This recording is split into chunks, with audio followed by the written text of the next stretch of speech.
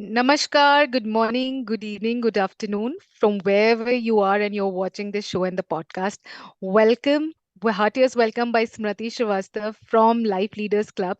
As the name says, I believe truly कि हर इंसान अपने आप में एक लीडर होता है. शुरुआत वहीं से होती है. लीडर हम खुद होते हैं और उसके बाद हमारी जर्नी आगे को बढ़ती है. इसी थॉट प्रोसेस को लेते हुए आज मेरे साथ एक और लीडर है जिनका नाम है संगीता मल्होत्रा और मैं उनसे प्यार से संगीता दीदी बुलाती हूँ. और वो एक न्यूमरोलॉजिस्ट है. अच्छा, हम न्यूमरोलॉजी में जाने से पहले मैं आपको ये बता दूं कि न्यूमरोलॉजी तो एक नई चीज है इनके लिए. इससे पहले संगीता दीदी एक टीचर हैं, एक क्लासिकल डांसर हैं, बहुत सारे बच्चों को पढ़ाती हैं. She is an motivator and inspiration for so many people and that's why this is the app platform जहाँ पे इनको होना चाहिए. She is truly a leader. और गाइडेंस जब अपने अंदर बहुत सारी आप हो जाते हो ना, then it comes out and it spreads to the world. So that's the whole idea. Welcome Sangeeta ji to the show. और आप थैंक बताइए यू, अपने थैंक यू। बारे में. नमस्कार सभी को। नमस्कार नमस्कार. तो इतनी सारी चीजें हैं आप ऑलरेडी जो कर रही हैं, तो हम ये जानना चाहते हैं कि एक तो पहले आपने कहाँ कहाँ क्या क्या किया और इस फील्ड में आपकी एंट्री कैसे हुई. अ, वैसे मैं एक गवर्नमेंट टीचर थी और बच्चों से बहुत ज्यादा प्यार करती थी। जब लॉकडाउन हुआ और बच्चे मुझसे थोड़ा दूर हुए तो मैंने वीआरएस ले लिया क्योंकि मैं बच्चों की एजुकेशन के लिए कुछ करना चाहती थी। फिर जब जैसे जैसे टाइम बीतता चला गया तो मुझे एहसास हुआ कि नहीं, मुझे और भी बहुत कुछ करना है। और कुछ मेरी लाइफ में ऐसे चांस आया कि मैं काफी डिप्रेशन में थी। तो उस वक्त मुझे एक दिन रात में जब मैं सो रही थी, 3:30 बजे मेरी नींद खुली। मैंने सोचा ऐसे ही जनरली खुल गई होगी। मैं क्योंकि उस टाइम में ईश्वर को बहुत ज्यादा याद कर रही थी, 24 आवर्स में ईश्वर को याद कर रही थी और कह रही थी कि भगवान हमेशा मेरे साथ ही ऐसा क्यों होता है, आपने मेरे साथ ऐसा क्यों किया। उनसे एक शिकायत करी थी क्योंकि मैं उनको अपना पेरेंट्स मानती हूँ। जब मेरे पेरेंट्स नहीं रहे तब से। फिर ऐसे दूसरे दिन हुआ कि मेरी आंख फिर से 3:30 बजे खुल गई। फिर मेरा तीसरे दिन भी मेरी आंख जब 3:30 बजे खुली तो मैंने कहा नहीं, कुछ ना कुछ यूनिवर्स मुझे गाइड कर रहा है। मैं उठी, मैंने मेडिटेशन किया और फिर मैंने चैतन्य मिश्रा सर का उसी दिन एक एड चल रहा था 99 रुपीज का, मैंने वो ज्वाइन किया। वो उससे मुझे एक गाइडलाइन मिली कि नहीं, एक्चुअल में जो मेरा उद्देश्य था वो यही था कि मैं लोगों के न्यूमरोलॉजी के द्वारा मदद करने के लिए आई थी क्योंकि मेरा एक सपना था। मैंने स्टार्टिंग से ही देखा था कि जो पेरेंट्स होते हैं वो बच्चों पर एक बोझ सा डाल देते हैं कि नहीं, आपको ये करना ही करना है। जैसे आपने मेरा इंट्रोडक्शन दिया है कि मैं एक क्लासिकल डांसर हूँ, तो वास्तव में मैं क्लासिकल डांसर ही बनना चाहती थी। लेकिन मेरे पेरेंट्स चाहते थे कि मैं एजुकेशन लाइन में जाऊं क्योंकि एजुकेशन लाइन एक बहुत ही सेफ लेडीज के लिए, लड़कियों के लिए रहता है। वो अपना घर गृहस्थी भी चला लेती हैं और इस कारण मुझे एजुकेशन लाइन में जाना पड़ा, अपने डांस को छोड़ना पड़ा। लेकिन उसके बाद मैंने वो अपना सपना पूरा किया कि मैं उसमें मास्टर किया। तो मैं चाहती थी कि मेरा कोई भी बच्चा, इस दुनिया का कोई भी बच्चा अपने उस सपने से दूर ना हो। जो वो करना चाहे वो जरूर करे। तो वो देखते हुए मुझे न्यूमरोलॉजी में पता चला कि नहीं, हमको पता चल जाता है नंबरों के हिसाब से कि हम अपने बच्चों को कौन सी फील्ड दे सकते हैं। तो इस कारण भी एक था कि मैं न्यूमरोलॉजी में आ गई। बहुत ही नोबल थॉट है संगीता जी. एंड आइडेंटिफाई करना एक बहुत बड़ी बात है कि 3 दिन के बाद आपने वो यूनिवर्स का इशारा समझा. कभी कभी तो लाइफ निकल जाती है और आप वो गाइडेंस नहीं समझ पाते. आपने बोला कि पेरेंट्स पुश करते हैं, तो मैं इसमें एक चीज बोलना चाहूंगी कि जैसे मैं खुद ही एक पेरेंट हूँ एक ग्रोइंग डॉटर की. तो क्या पेरेंट्स भी तो गाइड ही करते हैं बच्चों को, तो मतलब क्या वो गाइडेंस नहीं है? और उस टाइम पे जो बच्चे विद इन 10 और 12 इयर्स की एज होते हैं, they don't know what is right for them, है ना, वो नहीं जज कर सकते. तो उस टाइम पे क्या पेरेंट्स को उनको बोलना कि नहीं तुमको ये करना चाहिए या फिर ऐसे करो, तो क्या वो गलत है? क्योंकि सबको तो न्यूमरोलॉजी नहीं आती ना. अब एज अ लेमैन मैं कैसे समझूं कि मुझे क्या करना चाहिए. नहीं नहीं, बिल्कुल बिल्कुल ठीक कह रहे हो। कि मैं मानती हूँ कि हमें गाइड करना चाहिए। गाइड करना और एक आपको प्रेशर डालने में अंतर होता है ना। तो आप खुद भी जानते हैं एज ए पेरेंट्स, और चारों तरफ भी देखते होंगे, और मैं एज ए टीचर और पेरेंट्स दोनों जानती हूँ कि पेरेंट्स गाइड करते करते प्रेशर बना लेते हैं। और जो यूनिवर्स है या हमारे ईश्वर जिनको भी मानते हैं, वो हमें जब इस धरती पर भेजते हैं तो एक स्पेशल क्वालिटी के साथ भेजते हैं। यदि हम उस क्वालिटी के साथ आगे बढ़ते हैं तो 101% सक्सेस होते हैं। और यदि हम उस क्वालिटी को इग्नोर कर देते हैं और समाज को दिखाने के लिए या लोगों को दिखाने के लिए, या जो पेरेंट्स अपने सपनों को पूरा करने के लिए प्रेशर दे करके बच्चों को आगे बढ़ाते हैं, तो वो अपना तो लेते हैं लेकिन सेटिस्फाइड नहीं होते, जो आगे उनके फ्रस्ट्रेशन का भी कारण बनता है। वो जितना ऊपर जा सकते हैं, जितना अचीव कर सकते हैं अपने गोल को, वो अपने गोल्स को अचीव नहीं कर पाते हैं। तो न्यूमरोलॉजी हमें अंकों के द्वारा, नंबर्स के द्वारा बताता है कि हमें कौन सी फील्ड में जाना चाहिए। तो पेरेंट्स को देखना चाहिए कि हमारा जो बच्चा है वो को किस चीज में ज्यादा इंटरेस्ट रखता है, गॉड ने उनको क्या ऐसा गिफ्ट दिया है कि जिस फील्ड में जाकर के वो ज्यादा सक्सेस हो सकते हैं। जैसे आप एक उदाहरण लीजिए, लता मंगेशकर का उदाहरण लीजिए, कि वो लता मंगेशकर इसलिए क्योंकि वो गायन के क्षेत्र में गए। यदि आप उनको किसी दूसरी फील्ड में डालते तो क्या वो लता मंगेशकर बन पाती? तो एक ये सोचने वाले प्रश्न है जो हमें समझना चाहिए। हमें केवल बच्चों को गाइड करना है कि आपको, आपके लिए ये सही है, बहुत अच्छी बात प्रेशर नहीं बोली। करना। हाँ, गाइड और प्रेशर, आई थिंक वो लाइन हम कहीं ना कहीं पे भूल जाते हैं कि कहाँ गाइडेंस कहाँ तक करनी है और कब आपका वो प्रेशर पॉइंट डेवलप हो रहा है, वो हम कहीं ना कहीं पे भूल जाते हैं। और एक और बहुत अच्छा टेक अवे मुझे इसमें से मिला है जो मेरे लिए है, and I think for all the parents as well. हर बच्चे का कोई इनहेरेंट टैलेंट होता है, वो आपने सही बोला है, एक उम्र के बाद हमको वो दिखने ले जाता है, लग जाता है। आई थिंक हम सबको एज अ पेरेंट्स एक एफर्ट जरूर करना चाहिए कि हम फिर उस पर्टिकुलर फील्ड में गाइडेंस सीख करें। हमें हर चीज नहीं आती, हमें बिल्कुल हर चीज नहीं आती, लेकिन अगर हमें लग रहा है कि एक बच्चा किसी एक चीज में बेटर है, तो I think it's absolutely appropriate कि आप प्रॉपर जगह जाकर के आप गाइडेंस लें, क्योंकि सबको सब कुछ आना संभव नहीं है, ये तो बिल्कुल है। और इसलिए गाइड्स होते हैं, इसलिए टीचर्स होते हैं, इसलिए मेंटर्स होते हैं, and that's what it is. करना तो हम सबको खुद ही है, लेकिन गाइड्स इसलिए बिल्कुल होते बिल्कुल। हैं। और स्मृति, तुम तो जो तुम्हारी बच्ची छोटी है और तुम देखती होगी कंपटीशन, कैसा कंपटीशन है ना, कि बच्चे को 99 मार्क्स भी आने चाहिए, है ना, और इसके साथ उसको चेस भी खेलना आना चाहिए, वो अच्छा डांसर भी होना चाहिए, उसको स्विमिंग भी आना चाहिए। मतलब आप मॉर्निंग से उसको 6, 6:30 बजे बच्चे को उठा देते हैं और लास्ट तक आप उसको एक क्लासेस क्लासेस क्लासेस करवाते जाते हैं। तो बच्चे के अंदर की जो क्वालिटी है, वो एक्चुअल जो कैसे आपको पता चलेगा ना कि गॉड ने उसको क्या गिफ्ट दे करके भेजा है, क्योंकि आप तो उसको सब कुछ करवा रहे हैं। तो नहीं, आप ठहरिए, शांत रहिए, पहले देखिए कि बच्चे की ऐसी कौन सी क्वालिटी है जो उभर करके सामने आ रही है। और अगर आप नहीं देख पा रहे हैं तो उसके नंबर्स बताते हैं। आप जाइए किसी भी न्यूमरोलॉजिस्ट के पास जाइए, प्रोफेशनल हो, थोड़ा बहुत अच्छा काबिल भी होना चाहिए, क्योंकि वो आपके बच्चे की पूरी लाइफ का एक सवाल होता है। तो वहां जाइए और गाइडेंस लीजिए, आपको निश्चित आपका बच्चा सबसे ऊंचे ऊंची वाली शिखर पर मिलेगा। Very nice. तो जो हमने गाइडेंस की बात की, ये आपने बहुत इंटरेस्टिंग पॉइंट बोला है कि न्यूमरोलॉजिस्ट के पास जाएं या किसी गाइडेंस के पास जाएं। तो एज अ पेरेंट, क्योंकि बच्चे को उस एज में नहीं समझ में आता ऑब्वियसली, एंड मे बी आपकी फैमिली नहीं मानती इन सारी चीजों को, सो डज इट वर्क अगर सिर्फ मैं करना चाहूँ या फिर there is one person in the family जो जाए?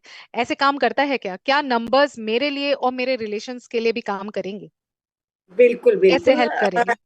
देखिए, मैंने बहुत सारे ग्रेड देखी, बहुत सारे लोगों को मैंने नंबर से बताया है। तो पूरी फैमिली जब भी आते हैं तो एक फैमिली मेंबर आता है, लेकिन फिर धीरे धीरे वो अपने पूरी फैमिली के बारे में जानना चाहता है। और आप अगर पूरी फैमिली की लोशु ग्रेड या पत्रिका एस्ट्रोलॉजी में भी देखेंगे तो सबके नंबर्स मैच करते हुए दिखाई देंगे।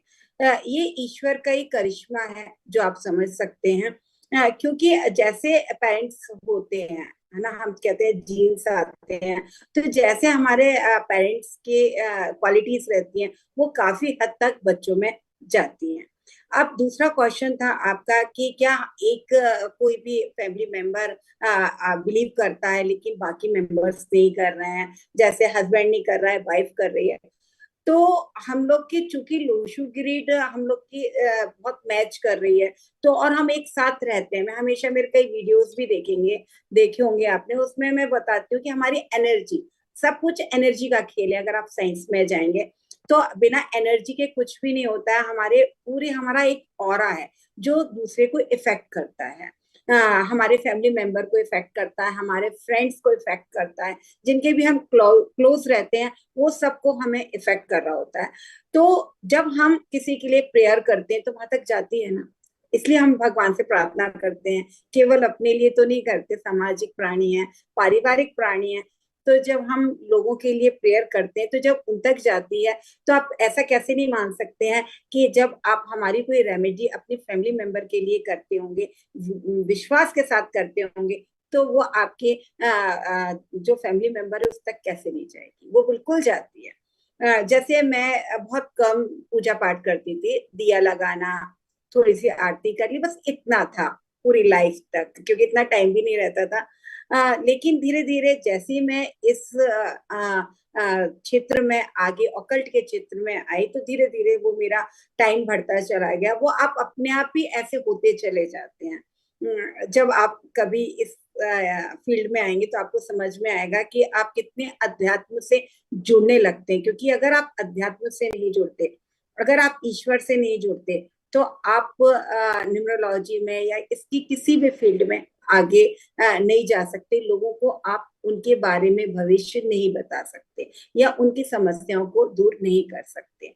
तो वो पूजा करने से मेरा बेटा दिल्ली में रहता है, और उसने एक दिन कॉल करके कहा, मम्मी मेरे को बहुत है ना, जो सुकून सा महसूस हो रहा है अपने लाइफ में। तो मुझे समझ में आया कि जो मैं पूजा कर रही हूँ उससे शांति मेरे जितने भी करीब के लोग हैं वहां तक पहुंच रही है। मेरे रिलेशंस में भी वो परिवर्तन आता चला जा रहा है। तो बिल्कुल मैं कहूंगी कि एक माँ होने के नाते, बहन होने के नाते, बेटी होने के नाते, आप अपने रिश्तों में किसी का भी हित चाहते हैं या किसी के लिए कुछ करना चाहते हैं, तो आप बिल्कुल रेमेडीज करिए, उनके हित के बारे में सोचिए, आपकी दुआएं उन तक जरूर पहुंचेंगी। बहुत ही ब्यूटीफुल चीज थी ये। और मैं थोड़ा सा इसको जरा डिफरेंट ढंग से एक्सप्लेन करूंगी, क्योंकि मैं ज्यादातर यंगर जनरेशन को केटर करती हूँ, the age group between 15 to 30, 35 and 40। तो this is specifically for my youngsters. Simple सी फिजिक्स की चीज है, अगर ऊपर आप कोई चीज हिलाएंगे एंड इट्स वाइब्रेटिंग, उसकी वाइब्रेशंस नीचे तक पहुंचेंगी पहुंचेंगी। ऊपर के फ्लोर पे आपने डीजे चला रखा है तो नीचे आवाज आएगी ही नीचे आएगी, तक आएगा। ऐसा नहीं बिल्कुल होता कि बिल्कुल। नहीं आएगी। तो it's like if you are doing something good, तो ऐसा नहीं है कि उसका इफेक्ट कहीं पे नहीं पहुंचेगा। These are all different ways. I mean, आप भगवान कह लें, आप अपनी स्ट्रॉन्ग विल कह लें, आप न्यूमरोलॉजी कह लें, I think it's all about the intention. जहां आपने अच्छा सोचना शुरू किया, उसकी वाइब्रेशंस पहुंचती ही हैं। Now I give you one more examples. X ray करवाते हैं हम हॉस्पिटल्स में, हम नहीं देख सकते, बिल्कुल हाँ। ह्यूमन आई से एक्सरे नहीं देख सकते, but that doesn't negate the fact कि एक्सरे नहीं होता, होता है ना। It's just that we can't view it, हम देख नहीं सकते। सो आई थिंक व्हाट दीदी you are trying to tell is about energy and vibrations. तो अगर कोई भी इस पथ पे चलना चाहता है, गाइडेंस लेना चाहता है, तो आप प्लीज बढ़िए। ये मत सोचिए कि इसने किया, उसने नहीं किया। आपकी इंटेंशंस प्योर हैं तो आपके लिए तो काम करेगा ही करेगा, आपके पूरे छोटे एनवायरनमेंट के लिए बहुत। काम करेगा। हाँ बिल्कुल बिल्कुल। स्मृति, आपका लाइफ में प्योर होना बहुत मायने रखता है। मतलब आप कुछ भी करिए, है ना, आप कोई भी फील्ड में चले जाइए, लेकिन यदि आपके अंदर ईमानदारी नहीं है तो आप कभी सक्सेस नहीं होंगे। कुछ देर के लिए सक्सेस होंगे, लेकिन आप लाइफ लॉन्ग तक सक्सेस नहीं हो सकते हैं। तो आप जो भी काम कर रहे हैं वो ईमानदारी से करिए, ईश्वर आपके साथ एब्सोल्युटली। है। आई थिंक ये हमारे बेसिक प्रिंसिपल्स हैं, कोर प्रिंसिपल्स हैं, जो जब से सृष्टि बनी है शायद तब से हैं, दे विल नॉट चेंज।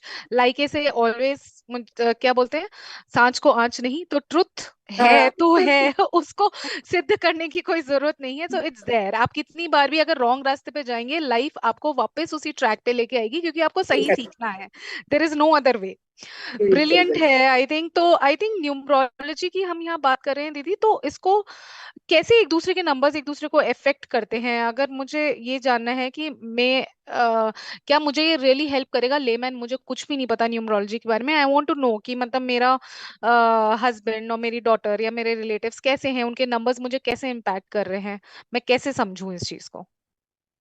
हाँ, जैसे कि हम, मैं और तुम मिले, या फिर और तो न्यूमरोलॉजी मुझे कैसे हेल्प कर सकती है इस चीज हेल्प करेगा ना, कि जैसे हमें कोई भी ये तो हो गया कि हमारे फैमिली मेंबर्स तो इफेक्ट करते ही करते हैं, क्योंकि एक भाई बहन या फादर मदर और फैमिली के जितने भी बच्चे हैं, वो एक दूसरे से ईश्वर के द्वारा कनेक्ट करे गए हैं।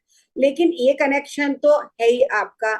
और आप देखते हैं आपके अगर दो या तीन भाई बहन है, तो आप देखेंगे किसी के साथ आपका बहुत अच्छा मैच हो जाता है ना। आपकी एनर्जी बहुत, आप उसके साथ मिलते ही आप पॉजिटिव हो जाते हैं, हम्म। आपकी बहुत ज्यादा उसके साथ पटती है। लेकिन कुछ लोग ऐसे हैं आपके फैमिली में जिनके साथ आपको लगेगा कि नहीं, आप उसको उनको देख करके थोड़ा सा अंदर से आपको फील अच्छा नहीं होता, आप उनसे दूर जाने लगते हैं, जबकि उसका कोई ऐसा रीजन नहीं होता, लेकिन आपको ऐसा महसूस होता है। आप उनसे प्यार भी करते हैं, फिर भी आपको उनकी एनर्जी इफेक्ट करती है जो निगेटिव होती है। तो ये नंबर की एनर्जी है। यानी आप जैसे वन नंबर के यानी सूर्य के हैं, सूर्य वन नंबर का होता है न्यूमरोलॉजी में, और एक नंबर होता है शनि का होता है। तो हमारे पुरातन वैदिक काल से हम चला आ रहा है कि सूर्य और शनि आपस में नहीं बनती है, एक दूसरे की दुश्मन है, एंटी है, एंटी नंबर है। तो अगर आपकी फैमिली में ऐसा कोई नंबर है, वन नंबर और या एक नंबर है, तो जब वो आपस में पास में आएंगे, तो चाहे कितना भी प्यार करते होंगे, उनकी वाइब्रेशन एक दूसरे को इफेक्ट करेंगे, और वो नेचुरली एक दूसरे से दूर जाने की कोशिश करेंगे। आप बाहर निकलते हैं, आपको रास्ते चलते कुछ लोग मिल जाते हैं, या आपके लाइफ की जर्नी में कुछ लोग मिल जाते हैं, वो आपकी दिल की इतने ज्यादा करीब आ जाते हैं कि आपको लगता है कि नहीं, इनसे हम पहले मिल चुके हैं, चाहे वो मुलाकात केवल हमारी 5 मिनट की हो, लेकिन ऐसा लगता है कि हम इनको अपने दिल की सारी बातें बता सकते हैं, ये हमारे कोई अपने हैं। तो वो हमारी एनर्जी होती है, नंबर्स की एनर्जी होती है, जो हमें एक दूसरे से कनेक्ट कर देती है। तो ये हमारी लाइफ में नंबरों का प्रभाव है, जो हमारे रिश्तों पर डाला जाता है, डलता है। जैसे कई आप देखेंगे हस्बैंड वाइफ में, उनमें बहुत प्यार होता है, बहुत अच्छी उनकी एनर्जी इतनी अच्छी है कि पूरा घर आपको पॉजिटिव सा लगेगा, है ना। आप जैसे घर के अंदर एंट्री करेंगे, आपको लगेगा कि नहीं, ये घर तो आकर कुछ सुकून सा आ रहा है, घर में कुछ है, कुछ बात तो है जहाँ हमें अच्छा लग रहा है। किसी के घर ऐसे होते हैं जहां हम जाते हैं तो हमें अंदर जाते ही बहुत निगेटिव एनर्जी सी आती है, या हमें वहां बैठकर बेचैनी सी महसूस होने लगती है। तो वहां के फैमिली मेंबर्स की एनर्जी है जो कि आपस में एंटी हो रही है। तो वो पूरा जो हमारा वातावरण है या हमारा ऑरा जो क्रिएट कर रहा है, वो हमारा एंटी होता चला जाएगा, मतलब नकारात्मक होता चला जाएगा। तो अगर बाई चांस ऐसे दो लोग साथ आ गए हैं जिनकी एनर्जीज या नंबर्स मैच नहीं करते, तो अब क्या करें? रेमेडीज होती हैं, किया जा सकता है, सॉर्ट आउट किया जा सकता है वाकई में? सॉल्यूशन है बिल्कुल कोई? बिल्कुल, उसकी रेमेडीज होती है। सॉल्यूशन तो देखिए, अगर ईश्वर ने मिलाया है आपको, तो उसका सॉल्यूशन दिया ही होगा। हमेशा साइंस में भी है कि आपके पहले आंसर्स होते हैं, फिर क्वेश्चंस होते हैं, मतलब पहले सॉल्यूशन आएगा, फिर आपका उसका कुछ प्रॉब्लम्स क्रिएट होंगी। तो अगर आपकी एक जोड़ी बना दिए, तो उसके सॉल्यूशन होते हैं, रेमेडीज हैं न्यूमरोलॉजी में, जिसको आप करके अपनी लाइफ को बहुत अच्छा बना सकते हैं। और कर्मा भी बहुत कुछ डिपेंड करता है यहाँ पर। हमारी जो किस्मत है वो तो है ही, साथ में हमारे कर्मा, अगर हम अच्छे कर्म करते हैं, तो चाहे हमारे नंबर कुछ भी हो, और उसकी रेमेडीज भी ऐसी हैं, वो हमें पॉजिटिव कर देती हैं, और हमें बिल्कुल पॉजिटिव एनर्जी से हमारे ऑरा को क्रिएट कर देती हैं। और जब हम खुद पॉजिटिव हो जाएंगे, तो चाहे कितनी भी नेगेटिव एनर्जी हमारे आसपास हो, उसको भी हम पॉजिटिव ही करेंगे ना। इसलिए आप अपने कर्मों को सुधारते चले जाइए, आपके रिलेशन अपने आप ही सुधरते चले जाएंगे। अरे वाह, बहुत इंटरेस्टिंग चीज है। जब कर्मों की बात करी ली है तो मुझे बहुत इंटरेस्टिंग क्वेश्चन यहाँ पे आ रहा है। जहां पे भी हम एस्ट्रोलॉजी न्यूमरोलॉजी की बात कर लेते हैं और फिर कर्म की बात करते हैं, तो what is right? I mean, कर्म प्रधान की किस्मत प्रधान, कहाँ जाए? ये बड़ा ही डिलेमा वाला चीज है जहाँ पे लोग टू वेज हो जाते हैं। कर्म करो सब ठीक हो जाएगा, दूसरे बोलेंगे कि नहीं, this is how it is suppose to happen, ये तुम्हारे चार्ट्स बोलते हैं, तुम्हारे नंबर्स बोलते हैं। तो क्या है ये कर्म और किस्मत का मेल और या खेल? असल में क्या है कि हम बहुत कंफर्टेबल जोन में रहना चाहते हैं। जैसे कुछ अच्छा होता है तो हम कहते हैं ये मैंने किया था। हाँ। और जैसे खराब होता है तो कह देते हैं हमारी तो किस्मत खराब थी इसलिए ये खराब हो गया। ब्लेम गया ना, ऐसा इंसान कुछ को नहीं कुछ लेना नहीं अपने ऊपर। होता। तो लेकिन ऐसा नहीं होता है एक्चुअल में। हमारी जो किस्मत प्रारब्ध जो आप कहते हैं ना, हमारे प्रारब्ध कहाँ से स्टार्ट होते हैं? हमारे कर्म से स्टार्ट होते हैं। ईश्वर का एक नियम है कि हम जो देते हैं वही लेते हैं। और प्रकृति के साथ भी ये नेचर भी, हम नेचर को जैसा देंगे नेचर हमें वैसा लौटा देता है। सभी लोग देख रहे हैं क्या चल रहा है आजकल, क्योंकि हमने प्रकृति को बहुत खराब उसके साथ बिहेव किया तो आज हमारे साथ कर रही है। ऐसी कर्मास है। यदि हम अपने पूर्व जन्म में या हम अपने पास्ट में, अपनी लाइफ के भी पास्ट में, इसी लाइफ के पास्ट में अच्छे कर्म नहीं करते हैं तो वो हमारे जुड़ते चले जाते हैं। प्रारब्ध तो जुड़ते ही है। प्रारब्ध यानी हमारी किस्मत हो गए। हम जो पिछले जन्म में कर्म करके आए थे वो हमारी किस्मत बन करके आ जाते हैं। ऐसा कुछ नहीं कि ईश्वर के पास कुछ एक है कि नहीं ये मेरा बहुत अच्छा बच्चा है, इसको तो मैं बहुत अच्छी वाली किस्मत दूंगा, ये मुझे कुछ अच्छा नहीं लग रहा है इसको मैं खराब दे देता हूँ। ऐसा कुछ नहीं है। हमारे कर्म हमारी किस्मत बन जाते हैं। जब हम अच्छा करते हैं तो हमारी किस्मत अच्छी होती चली जाती है। यदि हम कर्म खराब करते चले जाते हैं तो हमारी किस्मत खराब होती चली जाती है।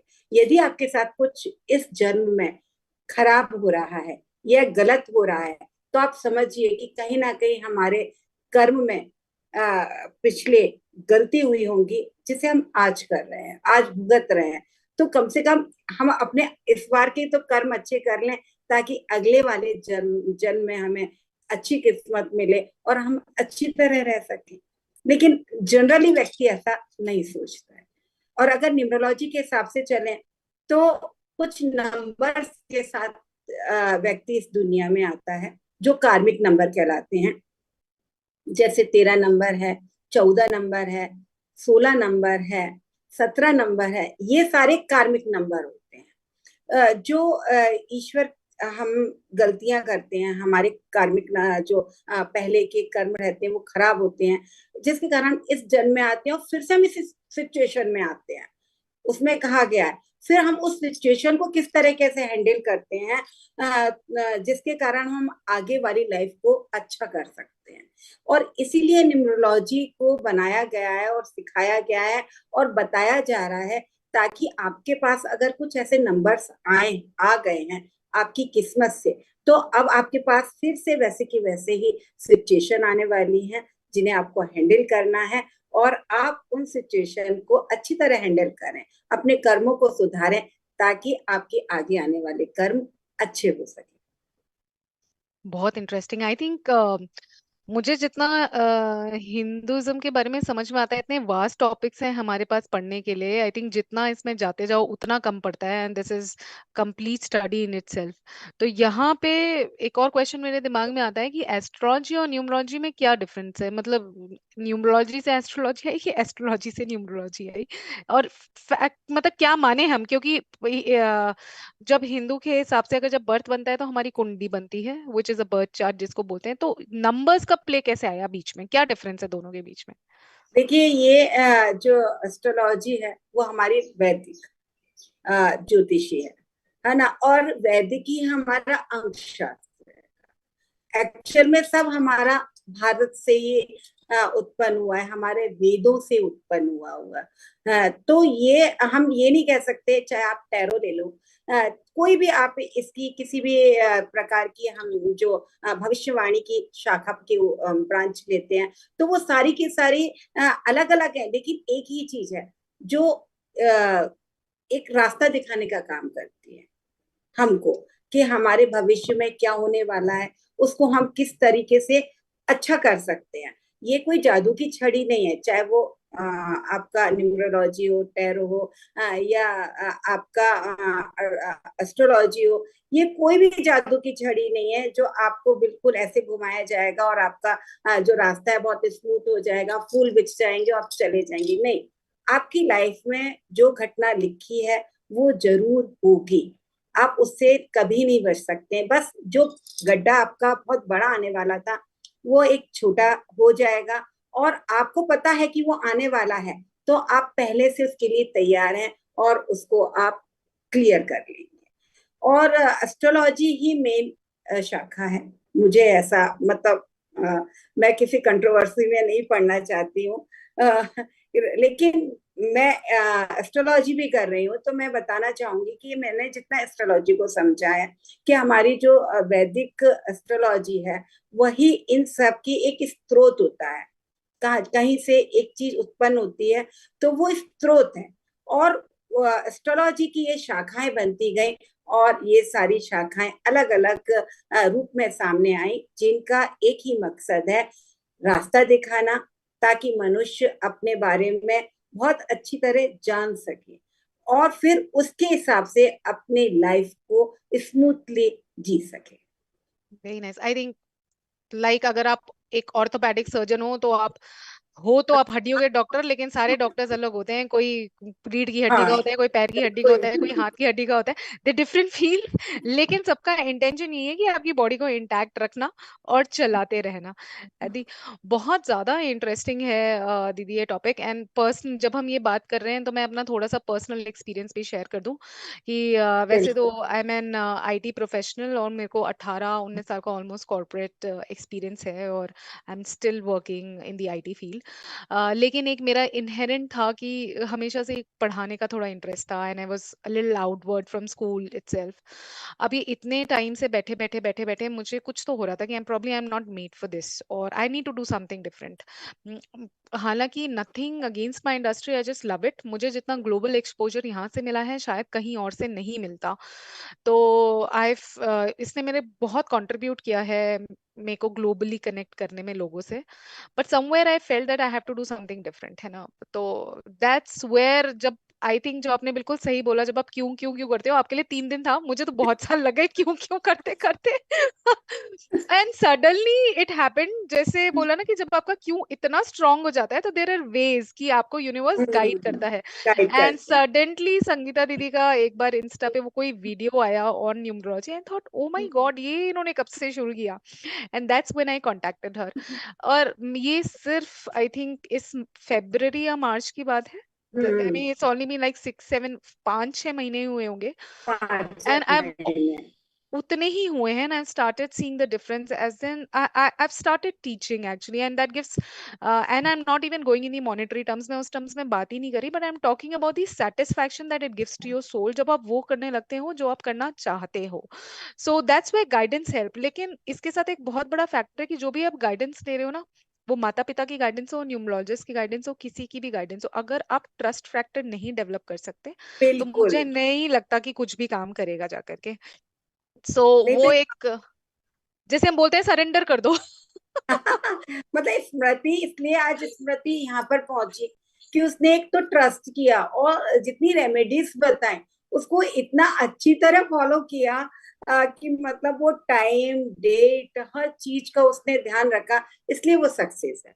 और ये क्या होता है स्मृति, तुमने करा, लेकिन लोग आते हैं वो शायद इसको मजाक सा समझते हैं, उन्होंने किया, हाँ अच्छा आपने बताया, 2-4 दिन किया, फिर वो हाँ ठीक है अब नहीं करते हैं, आज ये हो गया इसलिए नहीं कर पाए, आज हम बिजी थे इसलिए नहीं हो पाया। तो वो क्या है, बीच बीच में गैप देते रहते हैं और फिर कहते हैं कि नहीं, हमें तो कुछ फायदा नहीं हुआ। तो आपको फायदा कभी नहीं होगा, क्यों? आपको विश्वास करना है, फिर आपको डिसिप्लिन के साथ वो करना भी है, वो बिल्कुल। आपको इफेक्ट डालेगा ही डालेगा। आई थिंक मैं पूरा कंकर करती हूँ जो दीदी बोल रही है, और मैं खुद ही यंगस्टर्स के, टीनेजर्स के, अब जो मैं सेशंस लेती हूँ on growth mindset, basically on leadership skills, team building skills, मेरा एक प्राइम चीज होती है कि कोई भी चीज आपको मोटिवेट कर सकती है। आपने ये सेशन देख लिया, आप मोटिवेट हो गए, है ना। आपने कुछ इंस्टाग्राम पे देख लिया, कहीं कुछ देख लिया, आप मोटिवेट हो गए। लेकिन my dear friends, nothing works without discipline. कुछ भी काम करने के लिए, आपको अपना बॉडी पे बिल्कुल वर्कआउट करना है तो आपको जिम जाना है, आपको आईएएस क्रैक करना है तो आपको पढ़ाई करनी है रात दिन, आपको डॉक्टर बनना है तो आपको नीट निकालना पड़ेगा। So nothing beats discipline. Motivation आपको सिर्फ एक ट्रिगर देगा, उसके बाद आपको परसिस्टेंट अनुशासन का कोई तोड़ नहीं है, ना था ना है तोड़ ना नहीं होगा है। मुझे लगता है। मुझे नहीं लगता उसका कोई तोड़ होने वाला है। So you only what ever it is, what ever feel like, किसी भी चीज, but that is one core item जो आपको कभी आपका मन नहीं करने करेगा करने का, तब आप क्या करोगे? तभी तो डिसिप्लिन आता है ना। आपका बहुत बार मन करेगा कि नहीं करना, और तब नहीं डिसिप्लिन करना। आपको वो धक्का देता है बिल्कुल कि नहीं, जाना है, करना है आपको। तो आई थिंक सेफ दैट्स होने वेरी के लिए आपका डिसिप्लिन में होना बहुत जरूरी है। और आपको कई बार फेलियर देखने पड़ेंगे, हर बार आप सक्सेस होने की गारंटी लेकर के मत बढ़िए कि नहीं हर बार हर स्टेज पर मैं सक्सेस होके आगे बढ़ूंगा, क्योंकि फेलियर भी हमको सिखाता है। आप बिल्कुल। एक बार धक्का खाते हैं, आप धक्का ही नहीं खाएंगे तो आप आगे कैसे बढ़ेंगे ना। आपको अपनी स्ट्रेंथ तो तब पता चलती है ना। ईश्वर भी आपके ऊपर मुश्किलें इसलिए लेकर के आते हैं ताकि आपको अपने अंदर की स्ट्रेंथ का पता चले कि अरे हमारे अंदर इतनी ताकत छुपी हुई है, हम तो इसका सामना कर सकते हैं। बिल्कुल। आई थिंक बहुत ही इंटरेस्टिंग सेशन था, मतलब मुझे तो बात करके बहुत मजा आया। आई थिंक सबको मजा आया होगा, आप छोटे बड़े बूढ़े जो भी इसको देखेंगे, they all be fascinated. Any last minute tips या फिर कुछ आप जो बताना चाहेंगे ऑडियंस के लिए, something your take bill, away? बिल्कुल बिल्कुल मैं बस एक कहना चाहती हूँ आप सबसे कि मैंने जो अपनी लाइफ में सीखा उसका ही एक आप निचोड़ समझ लीजिए कि यदि आप प्योर रहते हैं, यदि आप अपने से पहले सामने वाले के बारे में सोच लेते हैं, और यदि आप अ, किसी की हेल्प कर सकते हैं, उसको हेल्प करते हैं, तो इस दुनिया की कोई भी ताकत नहीं है जो आपको आप आगे बढ़ने से या आपके गोल को अचीव करने से रोक सके। बस आप दूसरों की मदद करते जाइए। यही हमारे न्यूरोलॉजी की रेमेडीज भी कहती है कि हमें लोगों को किस तरह से मदद करेंगे। जब हम किसी को एक रोटी देते हैं तो हमारे पास दो रोटी आती है, मतलब ईश्वर कह रहा है आप दीजिए, आप उस तक पहुंचाइए, मैं आप तक पहुंचाऊंगा। बस बहुत ये ही मेरा सुंदर थॉट है, एक बहुत ही सुंदर थॉट है। I think this wraps up the essence of humanity. Yes, you have to work on yourself, अपने पे काम करना है, लेकिन अपने पे काम करने के बाद it has to spread across, and that's when you're called as a human being. तभी हम beings हैं, human beings हैं, we are not machines, and we need to keep it separate from बिल्कुल। machines. Thank you so much इस lovely conversation के, संगीता जी। I think it was brilliant, और जो सुने उनको अच्छा मिले, उनके लिए अच्छा हो। अच्छा हो, हम सभी के लिए प्रार्थना करते हैं कि सभी के लिए अच्छा हो। बहुत बहुत थैंक यू स्मृति, तुमने मौका दिया कि मैं अपनी बात सब तक पहुंचा सकूं। और हम ऐसे मिलते रहेंगे और अपनी बातों को पहुंचाते रहेंगे। आप सबसे एक रिक्वेस्ट है कि यदि आपको अच्छा लगे तब भी आप कमेंट बॉक्स में कहें, और कुछ गलत लगे तो भी आप कमेंट बॉक्स में कहें, और आप और क्या जानना चाहते हैं और क्या सुनना चाहते हैं, हम हमेशा आपके साथ हैं। आप बताते रहें और हम Absolutely. आपके सामने लेकर के आते रहेंगे। बिल्कुल, बहुत नमस्कार। सही बात है। फीडबैक दीजिए, कमेंट्स दीजिए, very important. Thank you so much. Okay.